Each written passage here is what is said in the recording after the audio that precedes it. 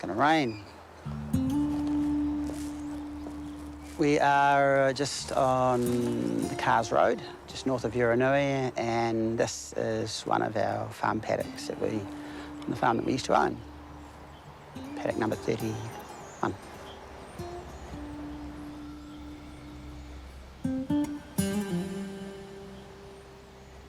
Working on a farm with depression is horrible. It really is. It's the inability to do the things that you could do, and you know that. You're not oblivious to it. You know that you can't do a full day's work. You know how physically hard it is, and you're not able to do that. You know how demanding it is. All of those things get together and they get at you. Most farmers can have a problem, analyse it, sort a solution and fix it. But depression's not, can't do that. I couldn't fix what I had. Yeah, this farm has been in the family for 4 generations.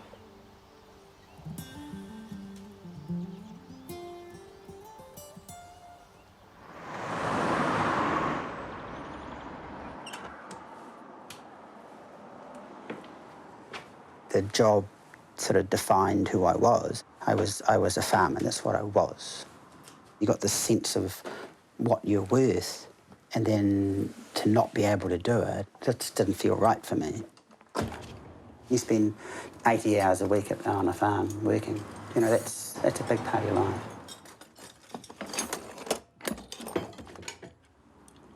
You're basically selling off everything you've worked with and for, you know, for the last 20 years. And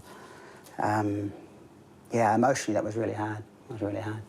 I struggled with that day, it really was. So, you know, like selling the stock. I mean, it was really tough the day one of the herds was trucked out the gate to head to the South Island. I mean, it was really, really hard for that, you know, because, I mean, these were animals and stuff that we had cared for, you know, for 20 years. Coffee? Yes, please. Anything in the paper? No, haven't got that far into it, actually. Slow morning. Yeah, definitely. Farmers are optimists. They will see something and they'll be optimistic that they can do it. So they'll take on a large amount of debt. So they'll increase stock, increase feed, increase pressure, increase stress. They'll back themselves to do anything. It's a self-imposed stress. Doctors will tell you that periods of intense stress over long periods of time bang depression. He was always looking at the neighbour's farm. Oh, yeah. You know, instead of actually thinking that enough is enough and that the stress is getting to John, the way of dealing with that was head in the sand stuff, that let's get bigger, because that will help. More cows meant more money coming in, which helped the debt and everything else. More staff, it justified everything. But really, it was just not quite thinking straight. Now, I didn't believe I had depression because to me it was normal. I did have days when I would go to do something and I couldn't finish it. And I'd end up back at home and Linda would pick up the sign. She'd know what's going on. So, you know, we'd sit and have a coffee and then she'd say to me, look, it's, you know, an hour till lunch. Why don't you just shoot out and finish that job and then come back and then we'll have lunch. With depression, there are long periods of time that you don't feel motivated. John could get his overalls on and go and sit and put his work boots on, but just couldn't move the 20 metres out onto the concrete pad to go and fix the tractor or, you know, do some maintenance or do something else. Any plans for the day? No. Not a very nice day to do anything. We could do the walkway. We could do the walkway. It's a good idea. Get some fresh air. Yeah, you can borrow my yellow coat and leggings. I wouldn't be seen dead in your yellow raincoat.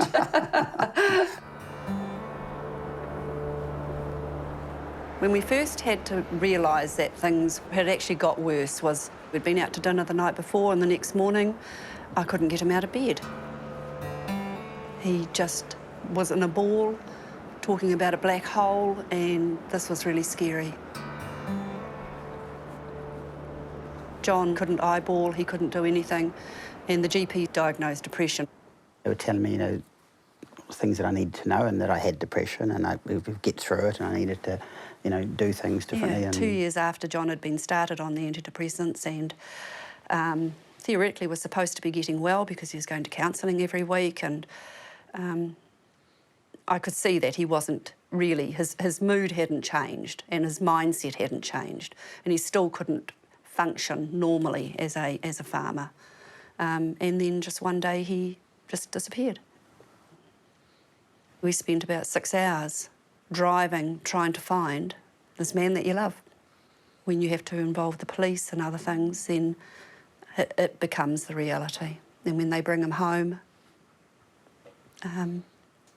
you know, with the shotgun in the hand and the shotgun there, you know that your life will never be the same again. Yeah.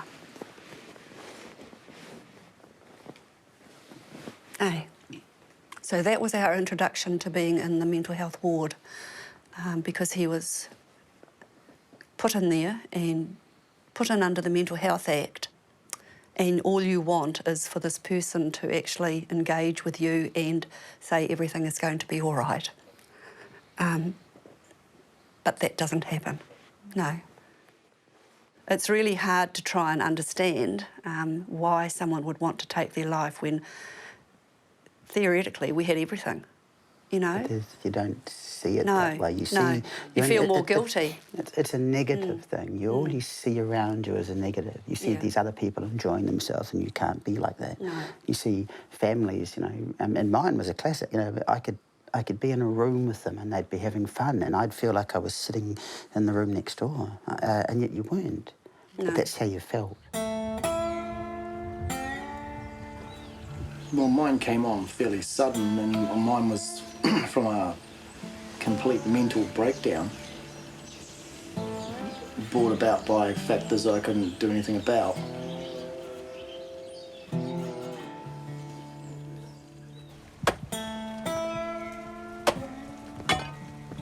There's a big stigma. You know, you can go and catch a cold, or you can break your leg, or you can get pancreatic cancer or something, and that's okay. But if you've had a mental breakdown or you suffer from bad depression, it really does carry a stigma. A lot of people won't say anything because they feel stink about saying anything, so they hold it in, and that's not the thing to do. When I was depressed and that, and when I was used to, not so much the hills, the road got to me. And the twists and turns, and it just wasn't very nice. I was like thinking, man, it's a long way in and out of here all the time. It's a perfect environment to be depressed in, because there's no one to see it.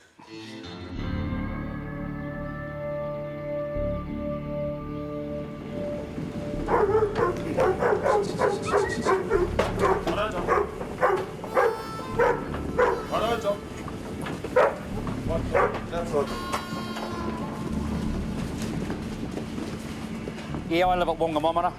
The family were all brought up.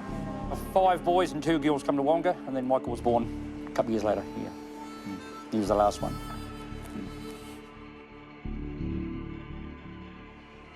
Take your own life with that much in front of you is. We were about to set a 16 8-hour record between 6 of us boys. A world record. Yeah, world record. We were 10 days from our sharing record attempt. He was looking forward to it. He would, like, we're all fit and no drinking and all that kind of stuff. He was probably kind of gunning for a couple of us older ones to try and beat us. Wouldn't want that to happen because he was skiting rights otherwise.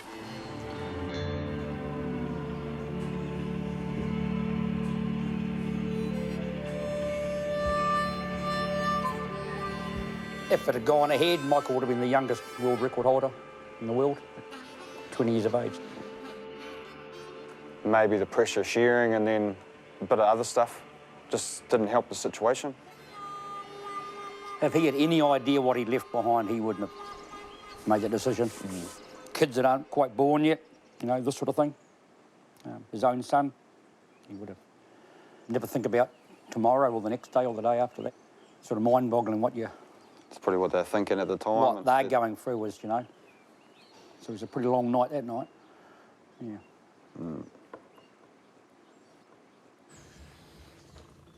Yeah, I built up to my breakdown mainly through, well, not mainly through it, but a lot of it had to do with not getting any sleep and not being able to let my brain rest. And because your brain didn't rest and you didn't get any sleep, it can only take so much, and then something pops, and it popped.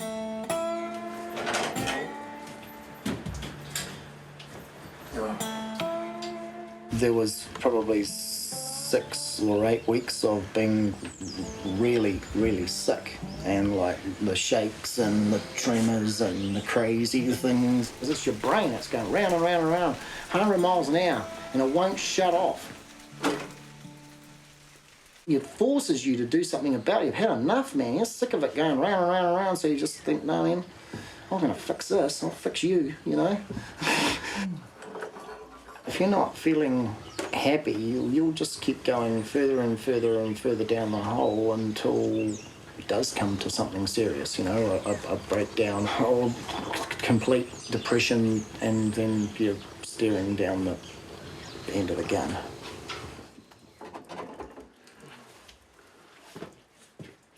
Once the big night happened and I didn't die. Yeah, it was a long road back from there. It probably took a year, probably, but it got, for probably 3 or 4 months, it was very slow progress. I got right away from here for 6 weeks and went to the other side of the world and saw my mates, and then I was able to come back, and it wasn't so bad. It was, you know, I could cope with it. Because farming's a 7 days a week, you know, job, and they've got to leave their farm with somebody, and or they've, you know, their dogs and their horses and their chickens, and they just feel like they can't go away and leave that to somebody else because they're such hands-on people and they do everything themselves. They just feel like they can't do that. But if you want to get through these things, sometimes you do need to take yourself right out of the picture and just have that break. And when you come back, you feel like you can take it on again. So what's it like having your gumboots back on again after having your townie clothes on, John? Yeah, no, I'm quite happy to put my gumboots on any time at all. Yeah. I quite enjoy I it. might have to book you in for a bit of relief milking. Oh, it is a relief not to be tied to that again. Yeah. I don't. I won't miss that. You've been tied 24/7 for a long time, Long out time on the farm. Yeah. My diagnosis was severe depression, and the belief is that, you know, long hours and hard physical work and all sorts of conditions and stress associated with farming had caused me slowly over a period of time to become deeply depressed. I wasted a few years because I felt that everyone else was wrong and I could get a handle on it. The first suicide attempt was probably the point where I realised that, you know, what they were talking about was right. The people that have got it, as a rule, don't necessarily feel they've got it. They don't see that there's an issue. No. And that they'll be fine. You know, it makes it difficult for others around them to treat them like that. I spent a week with my brother 4 days before he died, or took his life, and I walked down the street of Gore with him, and it would have been 6 days before he took his life, and he looked me in the eye and said, "Mark, do you really think I've got depression?" This was a guy in the deepest, darkest hole you could have ever come across, and he still wouldn't accept that he had depression. It's such a gradual process. It's not suddenly you wake up one morning and you've got depression. It doesn't work No. like that. And so the signs can quite often just creep in someone's behaviour and not really be noticed. They're becoming withdrawn, not wanting to join social activities, not falling asleep falling asleep early at night times, major weight loss without any reason for that weight loss. Pulling away from close family members and that type of issue. Saying no to social occasions where they would have always used to have gone out. Yeah. Inability to concentrate. Yeah. I get a bit disillusioned with it as to what you got to do to fix the problem, you know. And realistically, you want to stop the deaths, and they just don't seem to be making a dent in that.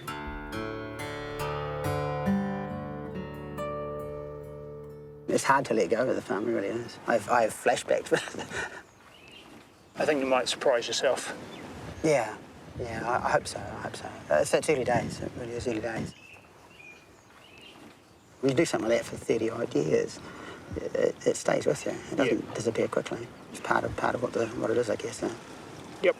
We'll get there. New stage of your life, which definitely. it's got to be good. Yeah, we'll get there. Yep. Get there.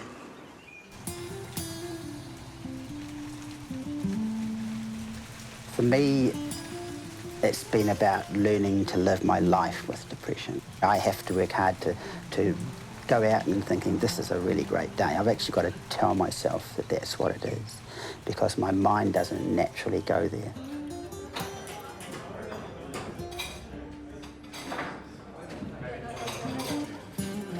I just really feel just uncomfortable, just like I sort of like almost like being watched. It sounds terrible, but it's so you feel like you're under scrutiny.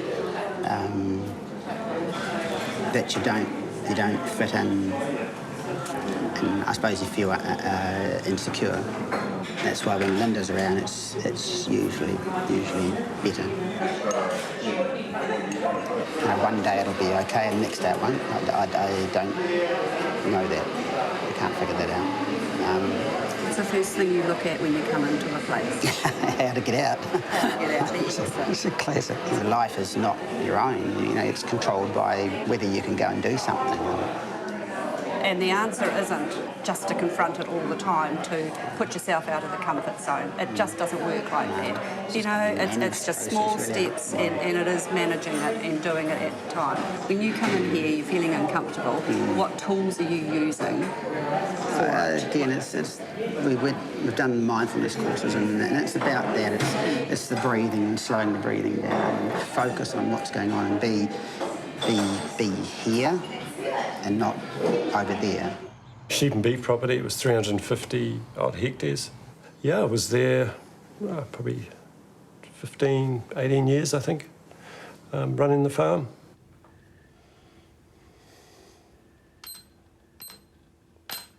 My formative years were all done on the farm, learned to run cross-country on the farm. Heading towards Cheviot will be the end of that day, which will be good. And then another 130k, another 2 days to get up to Picton. The big run I'm looking at doing in November, 5th of November, starting down in Bluff to run through to the Cape. The unofficial record is about 18 days. I'm wanting to do it in 16 days, which involves running about 3 marathons a day. So it'll be anything from 16 to 18 hours a day. Crazy things start going on, your mind just starts wanting to shut your body down. It has that power to shut the body down when it doesn't want to go anymore. I'm going to go through the bad days, and they're going to be shocking days. You can do that with depression. You have absolutely hellish days.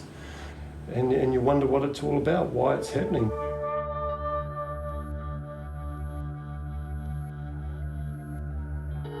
Yeah, I guess where I've come from over the last 10 years, there was a strong chance that I may never have been here to experience what I'm about to embark later on this year through crazy, wayward thoughts that came about with depression and wanting to end your life. Running's played a huge, huge part of my mental health and well-being.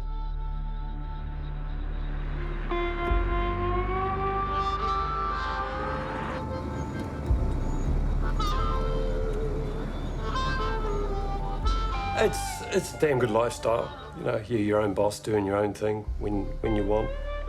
Just a great sense of achievement when you produce animals that are looking the best they can.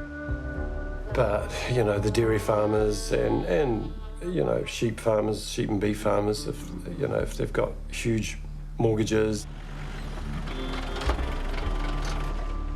it's tough. You've got to wonder what it's all about and why you're doing it. That lifestyle just disappears, turns into a grind. I've got to get that horse over there. When did you go over there? Last night. Jesus, he was a bit bloody keen, wasn't he? Yeah, so he'll either come back or he won't, and if he doesn't, well, we'll have to just use one horse. So Okay. Yeah, well, as long as I don't have to go, I'm not going to get a wet ass. Right. So. All right. And he's a bit hard to get sometimes. Yeah, last year when things really started hitting hard for the dairy farmers last year, I thought, okay, well, I've got to do my training somewhere. I can load my buggy up with my tools and fencing tools and a spade and bits and pieces, my gumboots and my dog, and sort of run around the Waikato helping out if there was help needed. I'd run to the farm and look at doing whatever they wanted me to do. He's busy looking at you. I was lending my hands during the day, and at night time they put me up, and I was lending my ears at night time. Get away, back. Get away, get away, get away, get away. Get away, back. Get away, Ruff. Get away. I heard some really sad stories. Some of them are really, really doing it really hard, showing signs of huge amount of stress and stresses and heading down that path of depression, which is what I've experienced at different times, and being able to talk with them and tell them, you know, go and get some sleep, make yourself go and get some sleep. They've got all the excuses in the world not to, but if you don't get enough sleep, everything gets out of hand. It's 10 times worse than what it's supposed to be. Speak up. Catch him, catch him, catch him, catch him, catch him. Oh, Grunter, we didn't get the horse, but No, bit of a bugger. we can have seem pretty happy over there. Kiwi cockies, you know, they don't want to go to the doctor and have a talk. They don't want to say anything to their partner. They see it as a sign of weakness to say something, you know, I can't cope, I'm not coping, you know. But yeah, they need to. We need to. And it's not just for cockies, you know, it's everybody.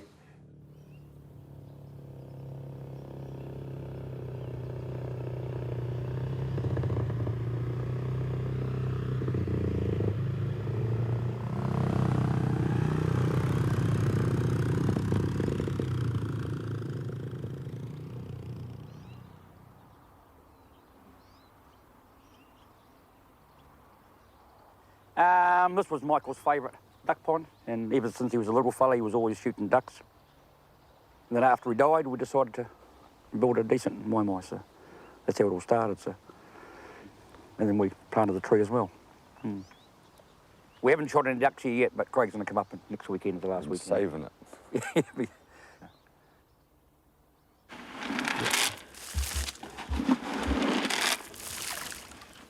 Yeah, this is just a visitor's book, really. Rochelle said, better write something in the book, so I thought I'll write so I didn't know how to put it, so I thought I'll write a letter to Michael.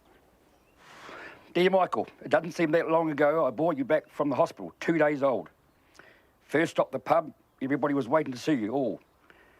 I remember a few funny moments. Crashing your bike down the Pootik, went over the bank.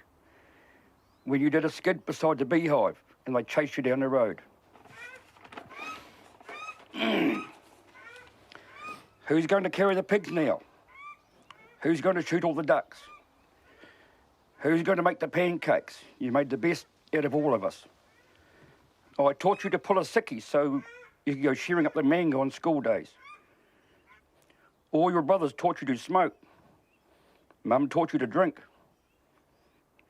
And Nana taught you not to swear. Nobody taught you to be strong and look after yourself. We're all so sorry, Michael. Why didn't you give us a call, or your mates? You have some great mates and family. We're all here for you. You are now home with us under the blue tocha tree. We all miss you so much and would do anything to have you back. I hope you like your mai, the best till Monga. I got to go, the ducks are coming in, Dad. So, And everybody else writes stories as well, but that's the best I could do. You hear about people that have depression or that have had a mental breakdown and that have really, you know, you might think, well, but, you know, gone a bit loopy, you know, but until you've actually been there and really felt it for yourself, you don't really have the empathy or anything that goes with it. But once you've had it, I've been actually privileged in a way to have actually experienced what I experienced, because I actually know how it feels now for some of these guys that live with it and that can't get through, and I do understand a lot of how and why it happens, and it's sad, but it is part of the world we live in, you know. So, you know, you can come out of it, and that's the thing you got to think about, is that it doesn't last forever. It'll come right if you just give it time. Yeah, things have changed. I mean, the counselling's taught me a lot, and it's a really crucial part for someone who's you know, got depression or anxiety or any sort of mental illness. It's really important. And one part of that counselling was to teach me what to look for and what was going on around me and how I was focusing on things. So, you know, we refocused me a little bit with regards to time off and being able actually to physically leave the farm, but also to mentally leave the farm.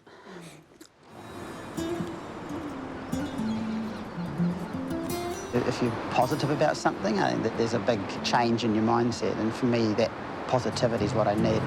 We don't have too many expectations, but we're confident that we can make the right decisions, that we'll enjoy what's coming up. It's nice to see the positivity, isn't it? Yeah, it is. Yeah, and feel it. Yeah, definitely. Yeah. Yeah, I know. After losing Mick, you start thinking about it, all your mates and stuff like that. Because it's what happened with Mick. It's not the first one that we've known of, but we didn't really know how to react or how to feel. And now it's happened to us. It's a lot different to what you would if it was just someone else that you knew, but you didn't know how to feel about it. We didn't have to approach them. Yeah, that's more the thing, approaching people. You just go and have a coffee with somebody just for, out of the blue. Just call around, up, come in for coffee and just sit there and talk, you know. And not, you know, even about everything else. It doesn't really matter. You don't have to mention his trouble, but let's talk about farming or rugby or whatever, you know, just call random, mate. Yeah. Just have a yarn about anything. Anything, yeah. Yeah. Just so they're not by themselves.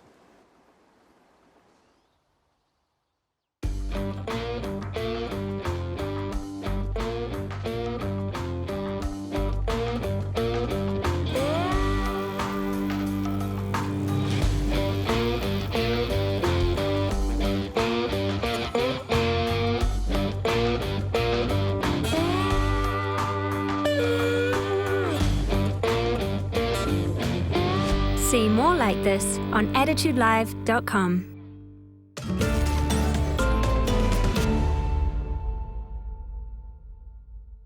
Attitude was brought to you by New Zealand On Air.